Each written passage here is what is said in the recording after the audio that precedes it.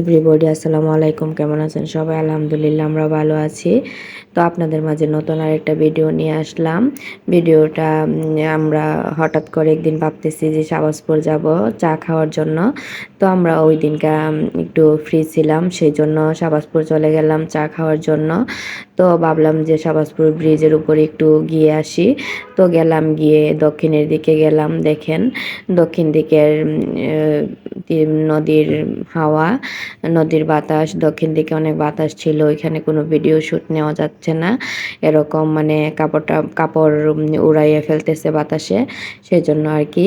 তো দেখেন নদীর কি দৃশ্য। এই যে জাল, এটা দিয়ে মনে হয় মাছ ধরে। তো আমরা তো এইগুলা দেখি না, আমরার সামনে তো আর এগুলা পড়ে না। তো এখন পড়লো, সেজন্য আমরা দেখলাম। তো এখানে অনেক মানুষ ছিল, অনেক মানুষই আসলো। তো শাহবাজপুর যে এত মানুষ আসে দেখার জন্য, ঘোরার জন্য, আমি জানি না। তো ওই দিনকে গিয়ে দেখলাম, অনেক ভালো লাগলো। তো দেখেন শাহবাজপুরের রাস্তাটা আমরা রওনা দিয়ে দিয়েছি বাসায় ফেরার জন্য।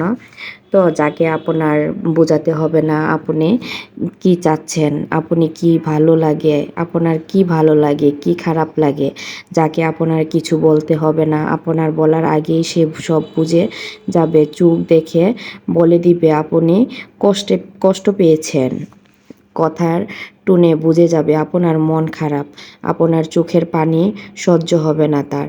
আপনি একটু কম কথা বললে অস্থির হয়ে যাবে, কারণ জানতেছে সে সবার থেকে যে আপনার খেয়াল বেশি রাখবে, যত্ন করবে, শাসন করবে, দরকার হলে বকা দিবে।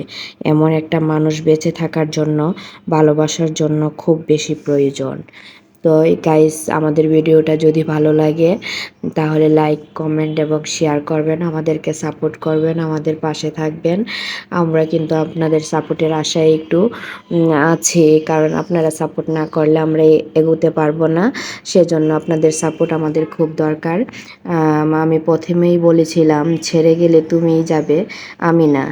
দেখেছো শেষ, আমার কথাই সত্যি হলো।